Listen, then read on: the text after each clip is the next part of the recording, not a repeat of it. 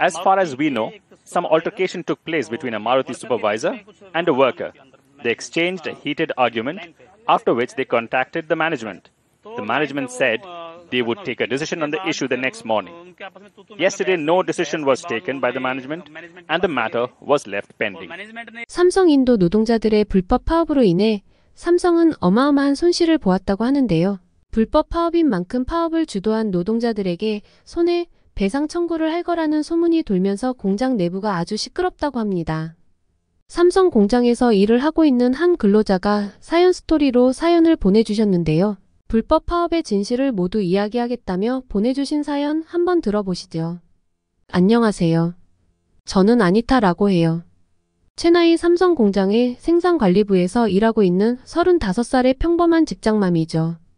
10년 전 삼성에 입사했을 때만 해도 이렇게 오래 일하게 될 줄은 몰랐어요. 처음 삼성이 우리 마을에 들어온다는 소식을 들었을 때가 생각나네요. 그때만 해도 체나이는 정말 낙후된 곳이었어요. 도로도 제대로 포장되지 않았고 전기도 자주 끊기곤 했죠. 아이들이 다닐 만한 괜찮은 학교도 없어서 늘 걱정이었어요. 삼성이 온다는 소문을 들었을 때 대부분의 마을 사람들은 반신반의했어요. 저도 그랬죠. 우리 아버지는 처음에 굉장히 반대하셨어요. 외국 기업이 와서 뭘 해준다는 거냐, 우리 마을을 망치러 오는 거다라고 하셨죠. 당시만 해도 많은 어르신들이 그런 생각을 갖고 계셨어요. 하지만 지금은 아버지도 삼성이 우리 마을의 은인이라고 말씀하세요. 삼성이 들어오면서 마을의 변화는 눈에 띄게 빨랐어요. 처음에는 공장 부지를 정리하는 것부터 시작했죠. 그때 저는 매일 아침 공사 현장 근처를 지나가면서 그 변화를 지켜봤어요. 황량했던 땅이 하루가 다르게 변해가는 모습이 마치 마법 같았어요. 공장이 들어서면서 모든 게 달라지기 시작했어요. 삼성은 단순히 공장만 짓는 게 아니었거든요. 도로를 새로 포장하고 안정적인 전기 공급을 위한 시설도 만들었어요. 심지어 마을에 새로운 학교도 지어졌죠. 제 두 아이들 라즈와 프리티가 지금 다니는 학교예요. 라즈가 그 학교에 처음 입학했을 때가 기억나요. 깨끗한 교실, 잘 갖춰진 도서관, 그리고 넓은 운동장. 제가 어릴 때는 상상도 못했던 환경이었죠. 프리티는 요즘 학교에서 컴퓨터를 배우고 있어요. 삼성에서 기증한 컴퓨터실에서요. 이런 교육을 받을 수 있다는 게 정말 감사해요.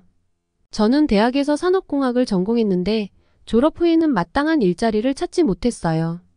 그러다 삼성이 직원을 뽑는다는 소식을 듣고 바로 지원했죠. 면접 보러 갈 때 얼마나 떨렸는지 몰라요. 그땐 영어도 서툴렀고 한국 회사에 대해서도 잘 몰랐거든요.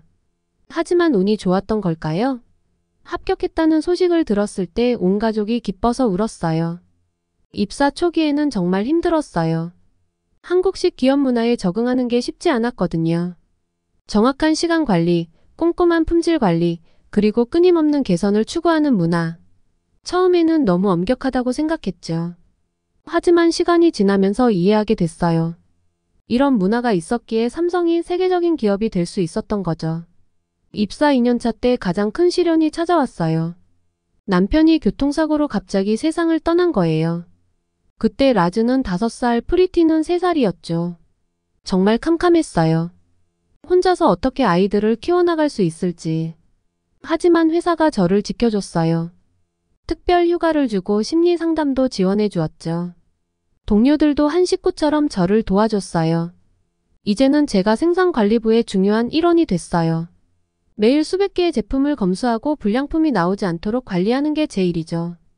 처음엔 단순한 검수 업무였지만 지금은 전체 생산 라인의 품질 향상을 위한 프로세스 개선까지 담당하고 있어요. 특히 자랑스러운 건 제가 개발한 스마트 품질 관리 시스템이에요. 이 시스템 덕분에 불량률이 40%나 감소했죠. 처음 이 아이디어를 제안했을 때는 많은 사람들이 반대했어요. 너무 복잡하다, 시간이 많이 걸린다 등등. 하지만 저는 포기하지 않았어요. 매일 밤 늦게까지 남아서 시스템을 개선했고 결국 성공했죠. 아이들도 자라면서 엄마가 삼성에서 일하는 걸 자랑스러워해요. 라즈는 얼마 전 학교 장문 시간에 우리 엄마는 슈퍼히어로라는 글을 썼대요. 삼성에서 일하면서 저와 동생을 키우는 엄마가 자기한테는 슈퍼히어로라고요. 그 글을 읽었을 때 얼마나 울었는지 몰라요. 매일 아침 공장으로 출근하면서 드는 생각이에요. 10년 전 이곳은 그저 황량한 땅이었는데 지금은 첨단 기술의 심장부가 됐죠. 그리고 저도 그 변화의 한 부분이 되어가고 있어요. 앞으로도 이곳에서 더 많은 것을 배우고 성장하고 싶어요. 올해부터는 신입사원 교육도 맡게 됐어요. 처음 입사했을 때의 제 모습을 떠올리면서 그들에게 좋은 멘토가 되어주고 싶어요. 특히 여성 직원들에게는 여성이라도 이런 제조업 현장에서 성공할 수 있다는 걸 보여주고 싶죠. 이제 저는 매일 밤 일기를 써요. 그날 있었던 일, 새로 배운 것들, 그리고 미래의 꿈들을 적으면서 하루를 마무리해요. 언젠가 이 일기를 아이들에게 보여주고 싶어요. 우리가 어떻게 이만큼 성장할 수 있었는지, 삼성이 우리 가족에게 어떤 의미였는지 알려주고 싶거든요. 삼성은 제게 단순한 직장 이상의 의미예요. 제 인생의 터닝포인트이자 우리 가족의 든든한 버팀목이죠. 앞으로도 이곳에서 더 많은 꿈을 이루고 싶어요. 제 아이들에게 자랑스러운 엄마가 되기 위해서라도 더 열심히 해야겠죠. 제가 삼성에서 일하면서 가장 기뻤던 순간은 아마도 작년에 베스트 엠플로이 오브 더 이어를 받았을 때일 거예요. 처음에는 제가 받을 거라고는 상상도 못했죠. 보통 이런 상은 고위직이나 엔지니어들이 받는다고 생각했거든요. 그날 시상식에서 제 이름이 호명됐을 때 귀를 의심했어요. 무대에 올라가는 동안 다리가 후들거렸죠. 상장을 받으면서 공장장님이 하신 말씀이 아직도 기억나요. 아니타는 우리 공장의 숨은 영웅입니다. 그녀가 제안한 품질관리 시스템 개선으로 불량률이 40% 감소했고, 이는 전 세계 삼성 공장 중 최고의 성과입니다. 사실 그 개선안을 만들 때는 정말 힘들었어요. 3개월 동안 매일 밤늦게까지 남아서 데이터를 분석하고 새로운 프로세스를 설계했죠. 집에 가면 아이들은 이미 잠들어 있었고 아침에 출근할 때는 아직 자고 있었어요.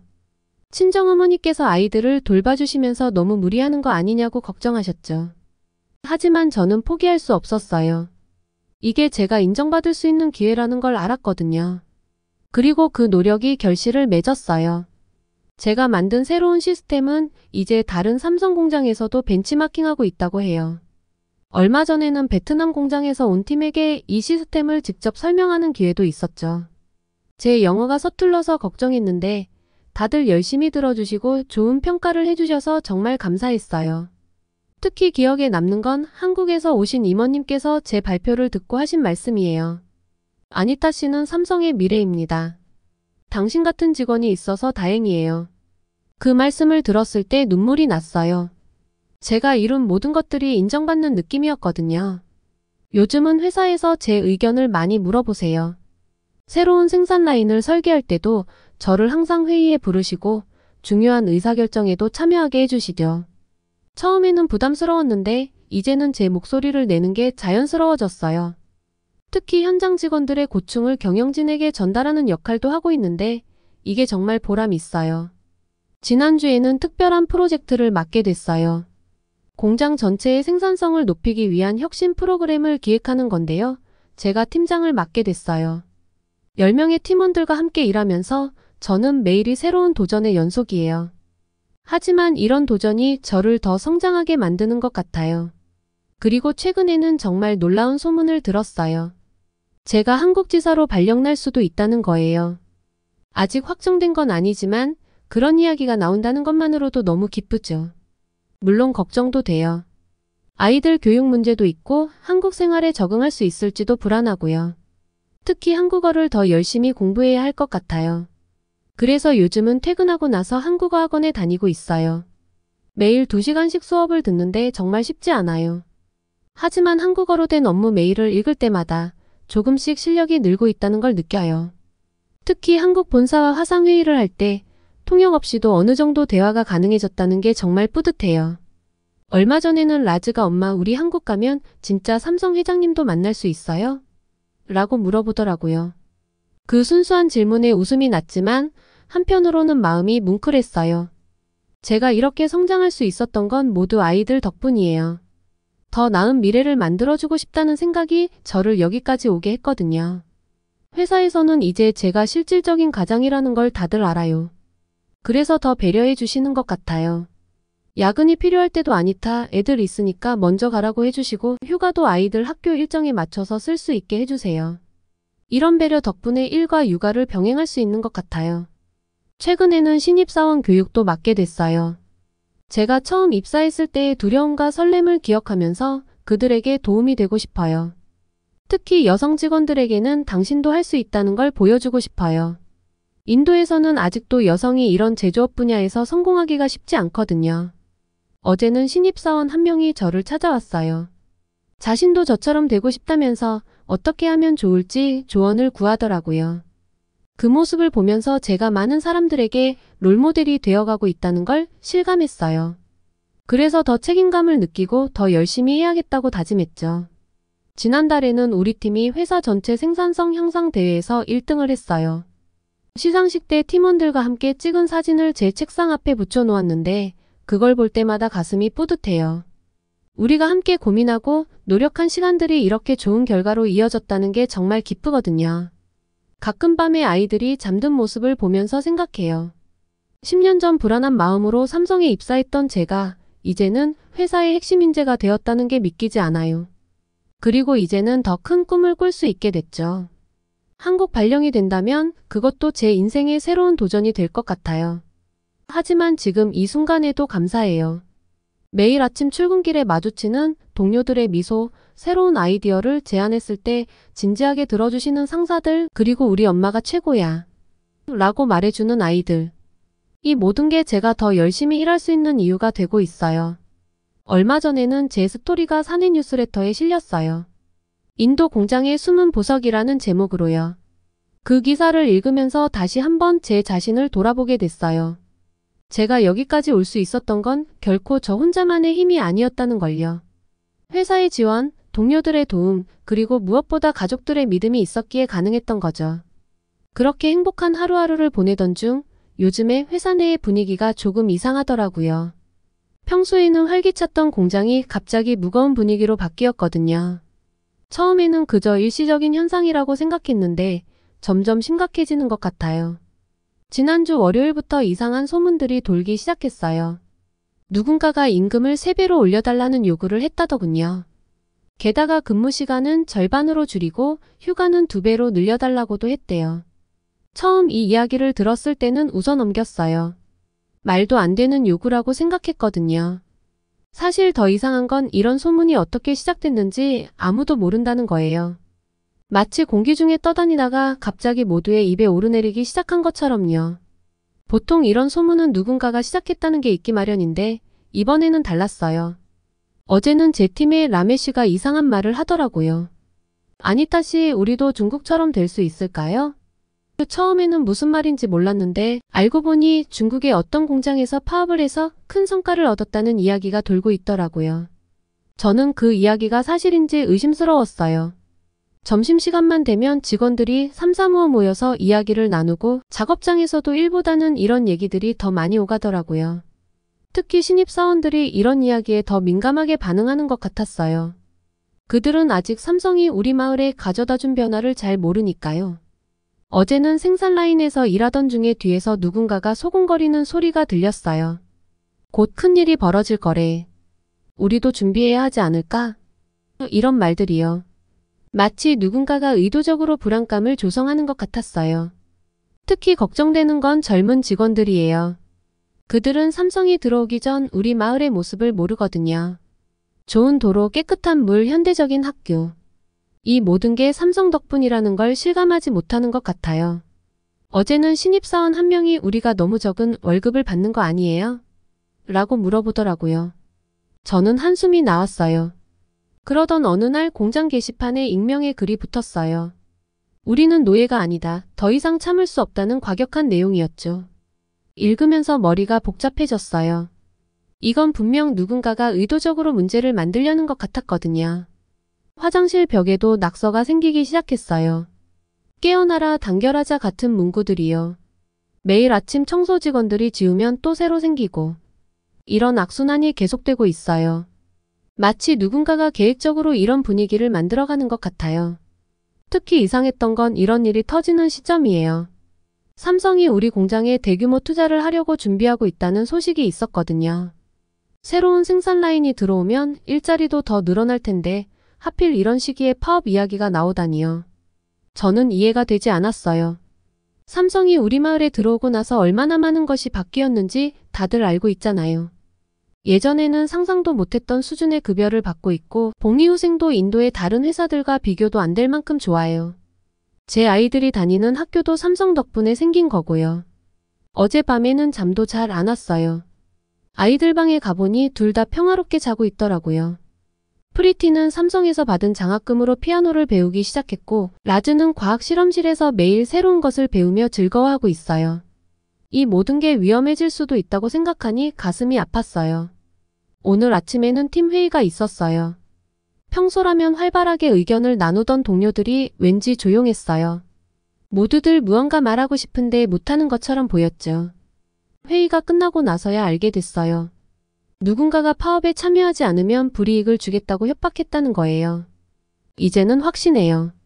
이건 분명 누군가의 계획된 행동이에요. 평소에 불만이 있던 직원들의 단순한 요구사항이라기에는 너무 체계적이고 조직적으로 보여요.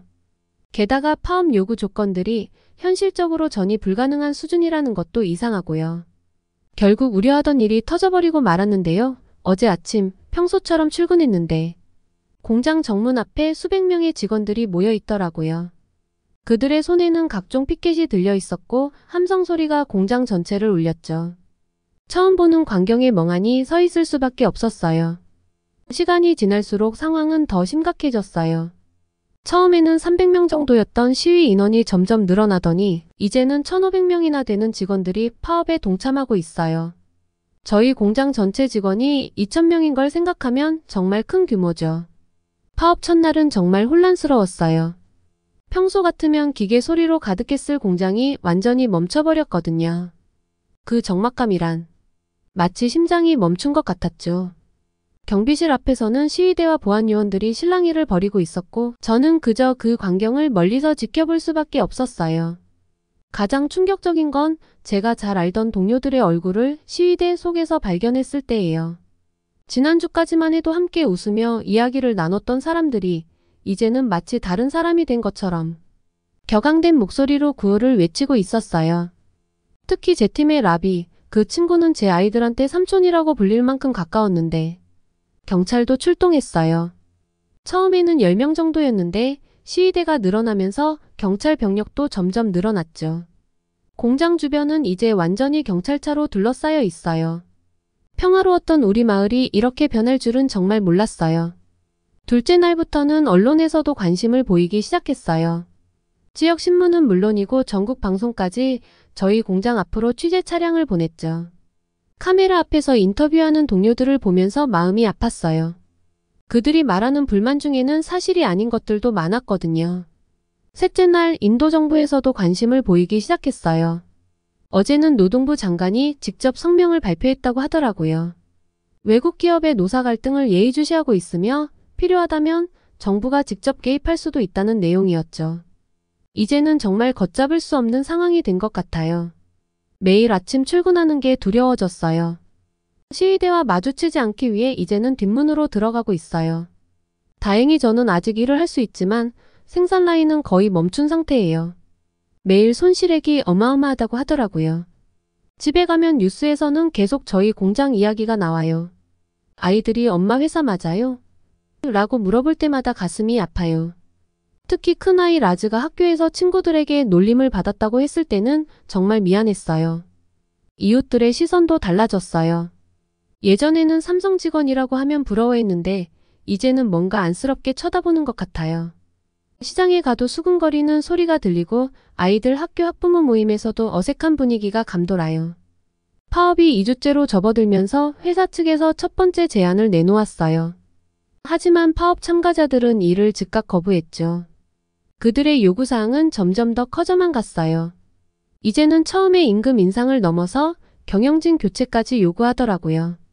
3주차에 접어들면서 상황이 더욱 악화됐어요. 일부 과격한 시위대가 회사 버스를 가로막고 다른 직원들의 출근을 방해하기 시작했거든요. 경찰과 충돌도 있었고 몇몇 직원들이 다치기도 했어요. 뉴스에서 그 장면을 보면서 눈물이 났어요. 그런데 정말 예상치 못한 일이 벌어졌어요. 파업이 한 달째 접어들었을 때 갑자기 삼성에서 직원들의 요구사항 일부를 수용하겠다고 발표한 거예요. 근로시간 단축과 복리후생 개선, 그리고 단계적인 임금 인상을 약속했어요. 처음에는 이해가 되지 않았어요. 삼성이 이렇게 쉽게 직원들의 요구를 들어줄 거라고는 생각도 못했거든요. 뭔가 이상한데 하는 생각이 들었죠. 하지만 동료들은 다들 기뻐했어요. 승리했다며 서로 부둥켜 안고 울기도 했고요. 파업이 끝나고 공장으로 돌아오는 직원들을 보면서 복잡한 감정이 들어요. 다들 웃고 있지만 그 웃음 뒤에 숨겨진 긴장감이 느껴져요. 우리 모두 알고 있거든요. 이번 일이 그리 쉽게 끝나지는 않을 거라는 걸. 이제 저는 매일 밤 기도해요. 우리 공장이 그리고 이곳에서 일하는 모든 사람들의 미래가 안전하기를. 특히 제 아이들의 미래를 위해서라도 이 상황이 잘 마무리되기를 간절히 바라고 있어요. 하지만 한편으로는 이미 돌이킬 수 없는 선을 넘어버린 것은 아닐까 하는 두려움도 있어요. 이제 공장은 다시 가동되기 시작했지만 예전과는 뭔가 다른 것 같아요. 마치 큰 수술을 받고 회복 중인 환자처럼요. 앞으로 어떻게 될지, 우리가 다시 예전처럼 될 수 있을지 아무도 장담할 수 없겠죠. 파업이 끝나고 나서 공장의 분위기가 많이 달라졌어요. 처음에는 다들 기뻐했죠. 근로조건이 개선되고 급여도 오른다니 누가 봐도 좋은 일이잖아요. 저도 처음에는 그렇게 생각했어요. 하지만 그 기쁨도 잠시였어요. 며칠 전부터 이상한 소문이 돌기 시작했거든요. 삼성이 파업 기간 동안의 손실을 계산하고 있다는 거예요. 처음에는 믿기 싫었어요. 하지만 소문은 점점 더 구체적으로 변해갔어요. 어제는 법무팀에서 일하는 친구가 살짝 귀띔해 주더라고요. 회사가 파업 주동자들을 상대로 손해배상 청구를 준비하고 있다고요. 그 금액이 몇 억 루피라고 하더군요. 보통 직원들의 평생 월급을 모아도 갚을 수 없는 금액이에요. 그 이야기를 들으면서 등줄기가 서늘해졌어요. 공장의 분위기도 순식간에 바뀌었어요. 파업 때는 당당하게 구호를 외치던 사람들이 이제는 쥐죽은 듯이 조용해졌어요. 복도에서 마주치면 서로 눈도 못 마주치고 식당에서도 전처럼 웃고 떠드는 모습을 볼 수 없어요. 더 무서운 건 다른 소문이에요. 삼성이 인도에서 철수할 수도 있다는 거예요. 베트남이나 인도네시아로 공장을 옮길 수 있다는 이야기도 있고요. 생각만 해도 끔찍해요. 만약 그렇게 된다면 우리 마을은 다시 10년 전으로 돌아가게 될 텐데.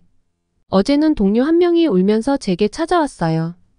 파업에 참여했다는 이유로 인사팀에서 면담을 했다고 하더라고요. 그녀는 생계가 걱정된다며 계속 눈물을 흘렸어요. 저는 그저 등을 두드려주는 것밖에 할 수 없었죠. 저는 파업에 참여하지 않았지만 그렇다고 마음이 편한 건 아니에요. 매일 아침 출근할 때마다 오늘은 무슨 일이 있을까 하는 생각이 들어요. 혹시 제가 정리해고 대상이 될지도 모른다는 불안감도 있고요. 아이들을 생각하면 더 걱정이 되죠. 어제는 라즈가 갑자기 울면서 들어왔어요. 학교에서 친구들이 너희 엄마 회사 곧 문 닫는데라고 놀렸다나 봐요. 아이를 안아주면서도 뭐라고 위로해줘야 할지 몰랐어요. 저도 확신할 수 없는 걸요.